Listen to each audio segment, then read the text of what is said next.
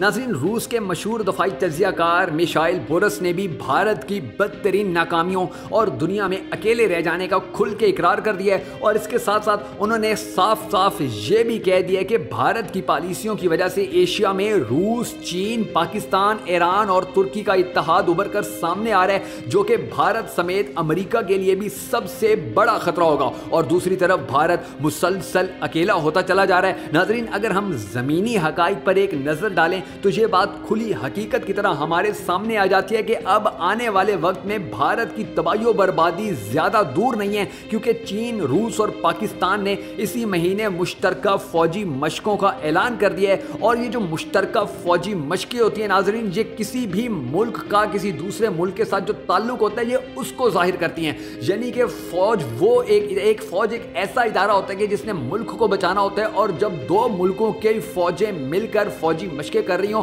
तो इसका साफ मतलब ये होता है कि उनके इत्तेहाद के बारे में किसी किस्म का कोई शक नहीं है और उनके जितने भी मफादात हैं वो अब एक हो चुके हैं। क्योंकि जब फ़ौजें आपस में मिल के काम कर रही हैं तो इसका मतलब यही हुआ कि अब उनमें से किसी एक मुल्क पर हमला दूसरे मुल्क पर हमला तस्वुर किया जाएगा। और इससे भी ज़्यादा मज़े की बात नाज़रीन ये है कि ये जो फ़ौजी मशकें अब होने जा रही हैं ये रूस के जनूबी इलाके में होंगी और इनमें बेलारूस, ईरान, म्यांमार और आर्मीनिया के फ़ौजी दस्ते भी शामिल होंगे। यानी कि अब ये ममालिक भी उस ब्लॉक का हिस्सा बनने की ख्वाहिश कर रहे हैं या उस ब्लॉक में जाने की कोशिशें कर रहे हैं कि जिनमें चीन है, जिनमें पाकिस्तान है, जिनमें तुर्की है और दूसरे ममालिक हैं। तो इस तरह जो छोटे छोटे ममालिक भी साथ मिलते आ रहे हैं तो ये आने वाले वक्त में बहुत बड़ी ताकत बनेंगे। और नाज़रीन, इसके साथ साथ अल्हम्दुलिल्लाह हमें अल्लाह का इस हवाले से भी शुक्र करना चाहिए कि पाकिस्तान अब सऊदी अरब समेत अमेरिका की भी ब्लैक मेलिंग से मुकम्मल तौर पर छुटकारा हासिल कर चुका है। और अब पाकिस्तान को कोई भी मुल्क ब्लैकमेल नहीं कर सकता। जिस तरह चीन के साथ ताल्लुकात जब पाकिस्तान के ज़्यादा मजबूत हुए थे तो अमेरिका के कहने पे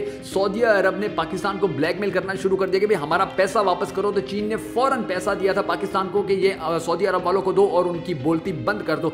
यानी कि अब ना हम जो पाकिस्तान है वो ना सऊदी अरब से ब्लैकमेल होगा ना अमेरिका से ब्लैकमेल होगा, क्योंकि अब पाकिस्तान को पता चल चुका है कि पाकिस्तान दुनिया के लिए कितना अहम है। दुनिया की जितनी भी तजारत है नाज़रीन उसमें सबसे अहमियत की हामिल जो हमारी गवादर की बंदरगाह है वो है, क्योंकि चीन एक ऐसा मुल्क है कि जो पूरी दुनिया में सामान भेजता है और पूरी दुनिया से सामान लेता है। और चीन का ये कहना है कि जितना फ़ायदा उसको गवादर से होगा, जितना कारोबार गवादर के ऊपर होगा, इतना शायद ही दुनिया में कहीं और हो सकता हो। और यही वजह है कि चीन के इस कारोबार को देखते हुए, चीन के इस माइंडसेट को देखते हुए दुनिया के बड़े बड़े ममालिक बल्कि अब छोटे छोटे ममालिक भी पाकिस्तान के साथ हाथ मिलाने की कोशिश कर रहे हैं, ताल्लुकात बेहतर करने की कोशिश कर रहे हैं ताकि वो भी इसका हिस्सा बन सके। और ये चीज़ इंशाल्लाह आने वाले वक्त में पाकिस्तान के दुश्मनों यानी भारत और अमेरिका की मौत बनेगी।